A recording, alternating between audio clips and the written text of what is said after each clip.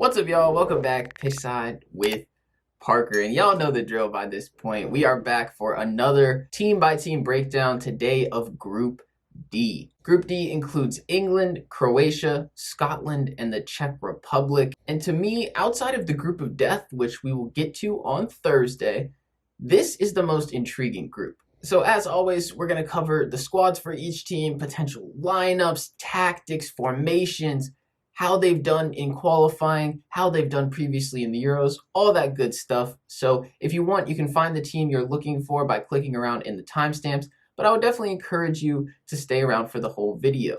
And in this video, I'm going to switch it up a little bit today. Usually I've been asking for you to comment your group predictions, but today, because we're talking about England, and it's one of those hot button topics, give me your England starting 11. I really want to know what y'all think because I will cover mine in this video. And it took me a long time to put together. There's a lot of deliberation. So let me know yours in the comments below. What is the best 11 that you think England should go with? And as always, be sure to subscribe to the channel if you're new around here. There still are 2 more group previews to come after today. And of course, this is just a great home for more soccer content. So subscribe, turn on those post notifications, and smash the like button on this video before we even get started, because that's what we do on this channel. So let's take a quick look at the map before we get into the team-by-team previews. And as you can see, London and Glasgow are the host cities. Wembley will be the host site in London. And as I mentioned in some other videos, Wembley is hosting the most games out of any stadium in this tournament. They will have 3 group stage games, obviously, for this group. And then they're actually hosting 2 round of 16 games, although I messed that up in a previous video and said 1. They're also hosting the semifinal and the final. And just travel-wise, looking at this group, yes, it is a bit of a distance for Czech Republic and Croatia to travel, but given that the 2 host cities are so close together, it makes it easier for everybody because wherever their camp is, it's not going to be too extreme to travel from one host city to the next if they do have to switch places. So now that we've covered that, let's get on to the group-by-group previews. And without further ado, we will start with England. Here's the deal with England. This is by far their most talented squad that they've ever had. It features a load of players who have just come off great seasons. They've been winning trophies. They play for the best teams around Europe and in England. Beyond that, they are also the closest thing that we have in this tournament to a host nation, given the amount of games that will be played at Wembley and the fact that their only away game in the group stage is still in Scotland. Simply put, there are no excuses anymore for this England team. Yes, the expectations are through the roof, and I understand that the media, the English media specifically, but even as far as it filters all the way down to me, just the avid Premier League fans around the world, I understand that generally they overhype England. But you can't actually overhype this team. They're that good. And honestly, if the 3 Lions do anything less than match their semifinal run that they made in Russia in 2018, I think this tournament will be classed as a failure. Yes, that is high expectations, but that is the standard they've set. And with the team they have and the circumstances of this tournament, that has to be the goal for them. What I really should have done was made an entire separate video about picking England's best starting 11. That's why I had y'all comment that at the beginning of the video. So go ahead and do that now. If you skip to this part, tell me what is your starting 11, but I will explain what I went with and what is on your screen. So I went 4-3-3. There might be a couple of surprises in here that y'all might not agree with. But for me, the front 3 should be Foden, Kane, and Sancho. The midfield 3 should be Mount, Bellingham, and Henderson. And the back 4 should be Shaw, Mings, Stones, and Trippier. There's a lot of debate over right back, but because I went specifically with 4 at the back, that is why I picked Kieran Trippier. I get really annoyed with people that seem to put him at the very bottom of the right back pool in terms of Trent and Reece James, and of course Kyle Walker. But Trippier was genuinely one of the best right backs in La Liga this season, if not the best. Atletico won the league, and he actually played in a back 4 all year, which is very important. I think if you went with a back 5, I would favor somebody like Reece James as a wing back because of what he can offer going forward, but Trippier is no slouch going forward either. And then on the left side, it was a similar decision for me between Luke Shaw and Ben Chilwell. I think Shaw would be better in a 4. I think Chilwell is better as a wing back in a back 3 or a back 5. In terms of center backs, I'm not sure if Maguire is still injured, but He was when I made this, so that's why I have Mings and Stones. Otherwise, I would say it's probably Stones and Maguire. And then in the midfield, Jude Bellingham is another one of those players that people just are not putting enough respect on. Bellingham is just electric. Like, he had a fantastic season with Dortmund, and I don't care how old he is, he's ready. He bossed it in the Champions League. He bossed it against Bayern in the Bundesliga. He's a baller. He's ready. He's not going to be scared. And I think he could add a lot to this team. They have a few really dedicated defensive midfielders they could use. You know, they've got Declan Rice. They've got Calvin Phillips. And then they've got a ton of attacking midfielders. But they don't have a lot of those in-between players. And I think Bellingham and also Jordan Henderson, who's in this lineup, could provide that for them. And then at this point for me, I mean, Mount is undroppable based on the season that he had for Chelsea. He's a favorite of Southgate as well, so I think he'll definitely be in there. You could put Rice at the base of the midfield too, but I went with Henderson just for his leadership capabilities and the experience that he has at the highest level, which I wouldn't say Rice quite has just yet. And then looking at the front three, to me, there's only one open spot in the front three. I think Sancho and Kane are absolute locks. Kane for sure, but to me, Sancho should be a lock. If you watch the way that he finished the season with Dortmund, he came back from injury, and then he was the primary spark plug, even including Haaland, even including Bellingham, in terms of why Dortmund were able to rescue Champions League. They were 7th in the league, and then they won their last 6 games, finished 3rd, and got Champions League for next season. And Sancho was a huge part of that. He was on fire down the stretch, and I think he is in perfect form heading into the Euros. On the other side, I went for Phil Foden just because he's the most informed player here, and I'm a little bit of a Foden fanboy. But again, much like Bellingham, I don't care how old he is. I've seen his quality, and to me, he's on the same par as all these other players, and he should be in the starting lineup. However, if you want to put Rashford there, if you wanted to put Sterling there, if you wanted to put Jack Grealish there, I would have no issues with that. England is absolutely loaded, especially from an attacking standpoint. Their bench is going to be better than pretty much every team at this tournament. You know, imagine being a right back who's been getting pressed by Phil Foden all game, who's had to be watchful of Harry Kane, who's had Chilwell overlapping and bothering you the whole game, and then Jack Grealish or Marcus Rashford comes on in the final minutes and just starts causing you all type of problems. Raheem Sterling comes on and starts running behind you and running at you every time he gets the ball. Like,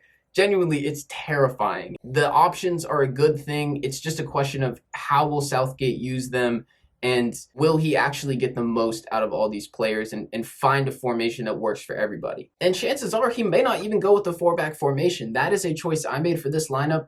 The reality is that there's a good chance England plays 3 at the back, but I think that that's a mistake. The reason I think that's a mistake is that, A, I don't really have faith in 3 of England's center backs to come together to complete a solid back line. To me, the issue there is that you're deciding to go with an extra center back, and that's taking one of your attackers off the pitch. You got to get as many of your best players out there at the same time as you can while still making it, you know, realistic. And that's why I think 3-back would be a big mistake for Gareth Southgate. But, you know, he likes making mistakes, so I wouldn't exactly be shocked. Anyway, I probably talked about that for way too long, but again, leave your comments about what your starting lineup would be for England. I would love to know what you think. And if you're one of those people that loves to come into my comments and say, this Yank thinks he knows about football, honestly, go ahead. Keep hating, because you know what? Every single comment, every single dislike still drives up my engagement. So go crazy. So the last thing I'm going to mention with England before I get to my prediction is that they're in this interesting conundrum with Group D. When you look at the knockout bracket, the first place team from Group D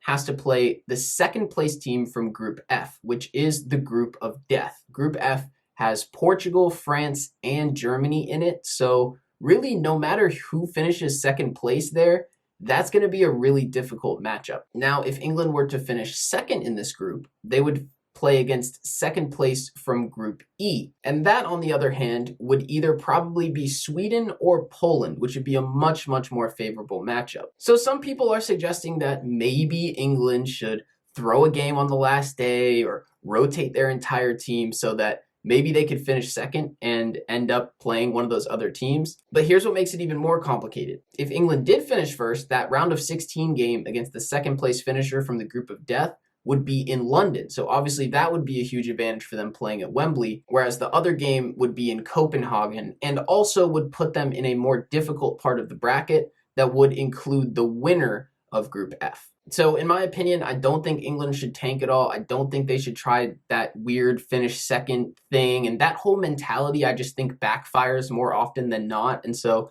I think they should try to win every game. And I think they should try to finish first and take their chances against that second place finisher in Group F. Because look, if they're trying to make a run to the semifinal or the final, they're going to have to beat one of those teams eventually anyway. So why not try to do it in London and get them out of the way? So what's my prediction? I mean, I think ability-wise, this England team is right up there with all the rest of the favorites, Belgium, Portugal, France, and you could argue that England actually has better depth than all of those teams. So as much as England have had some bad experiences in the knockouts at major tournaments, I expect this England team to do very well, and I'm predicting them to get all the way to the final. The second team we'll talk about in this group is Croatia. And I kind of like to think of Croatia as like that aging superstar. Their golden generation has kind of phased out of its prime ever since it kind of peaked at that 2018 World Cup in Russia where they made the final. But pretty much all those players are still there. And so with the amount of depth and experience that they have in their team, I think they're going to cause a lot of problems, especially in this group where there's some very inexperienced teams when you look at Czech Republic and Scotland, and an England team that always seems to underperform on the big stage. It's just going to be one of those teams that they may not play perfect in every game, but when Croatia is firing and you get them on their day, they can give you an absolute smackdown and they will remind you of that quality. So looking at the squad, again, very similar to that 2018 World Cup team in Russia. It's just a few years older. They've replaced a couple of the older players such as Ivan Rakitic and Mario Mandzukic with some younger options like Vlasic and Orsic. And like that 2018 team, the spine of this group is very strong. You've still got Modric, you've still got Kovacic holding down the midfield. Lovren and Vida always seem to play out of their skin when they have the Croatia shirt on. And I actually really like their goalkeeper, Livakovic. He plays for Dinamo Zagreb, and I saw a few of these players on display, like him and Orsic, whenever they knocked out Tottenham in the Europa League. And Livakovic is capable of some great saves, so I'm a big fan of his. And just looking at the starting 11 as a whole, there's just really not many holes in this team, which is something that tends to plague a lot of teams. It's like, okay, they'll have a good attack, but the defense isn't very good. Fullbacks are very hard to come by, but Croatia has some good fullbacks. They've got a nice little bit of everything in the midfield between Modric, Brozovic, and Kovacic. I mean, genuinely, it's just a very strong squad. If you look at Croatia's results over the last year, they don't inspire a lot of confidence.